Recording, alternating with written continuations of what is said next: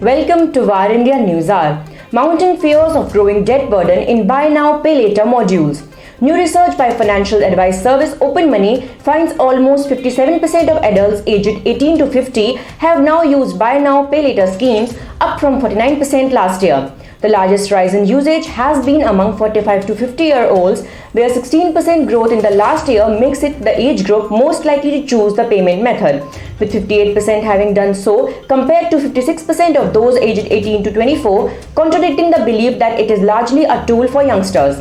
The survey among 2,000 UK adults found that the most frequently bought items using BNPL are laptops, phones and other tech items, followed by clothes and holidays. 41% of respondents said they use it because they can't afford to pay for an item in one go, double the number who feel it makes financial sense to spread the cost. Among 45 to 50-year-olds, those who use BNPL because they can't afford an item upfront increased by 20% last year. Concerningly, those struggling to pay off their BNPL debts has also risen from 38% last year to 43% this year, and 1 in 3 users have turned to friends and family for help with repayments, an increase of 10% on 2020 figures, while 7% took out a plan and 5% used a credit card to pay back the money.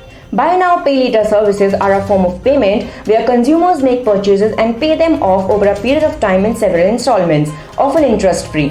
While BNPL is typically interest-free, some providers charge high late payment fees. Haley Millhouse, managing director of OpenMoney, comments, while from a budgeting perspective, spreading the cost of expensive items could make financial sense, it is worrying to see that 2/5 of users struggle to pay off the resulting debt, with many turning to friends and family or other forms of borrowing to make repayments.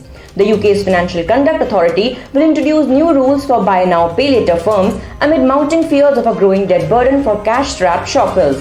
Millhouse says many more people will be using BNPL to finance their Christmas purchases without necessarily considering how they will make the repayments or fully understanding the consequences if they don't. 1 in 6 of our respondents didn't even classify BNPL as debt.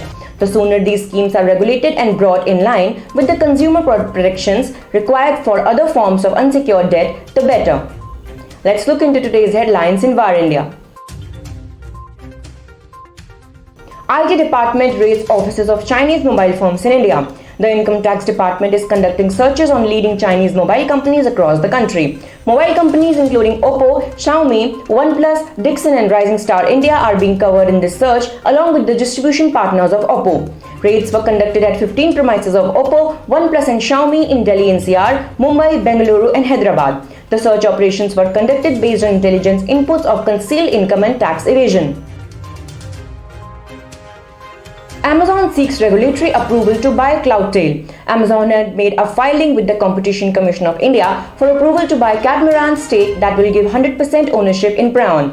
The e-commerce giant proposed to acquire Catamaran Ventures' entire stake in Prion Business Services, which houses Cloudtail, one of the largest sellers on the e-commerce major's Indian platform. Recently, the CCI suspended Amazon's 2019 deal with the retail major Future Group and imposed a penalty of Rs 200 crore.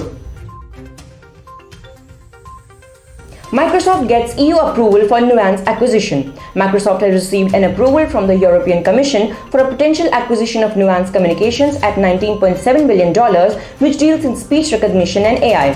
The regulator said that the proposed acquisition would raise no competition concerns within the European Union. It found out that Microsoft and Nuance offer very different products and believes the company will continue to face strong competition from other firms in the future. The US and Australia had both signed off on the purchase. However, the UK's Competition and Markets Authority said it would investigate the transaction. Foxconn's Indian unit BharatFIH files for an IPO. BharatFIH, the domestic arm of Hong Kong listed FIH Mobile Limited, filed for an initial public offering worth Rs 5,000 crore. The largest phone maker to Xiaomi, BharatFIH is one of the top domestic electronic manufacturing services companies in the country. The IPO will consist of an offer of sale of Rs 2,500 crore as well as a fresh issue of the same amount.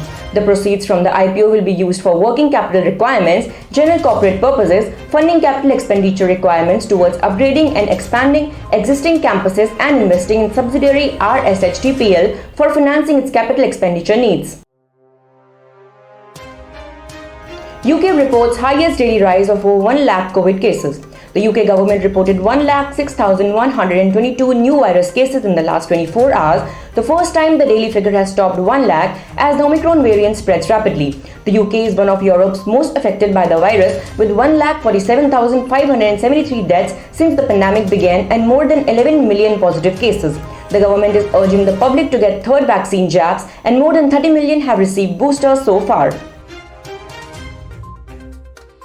That's all for now. Please like, share, comment and subscribe to VARINDIA News Magazine. You can download the VARINDIA app from Google Play Store and Apple App Store for the latest news and updates. Stay tuned. Thank you.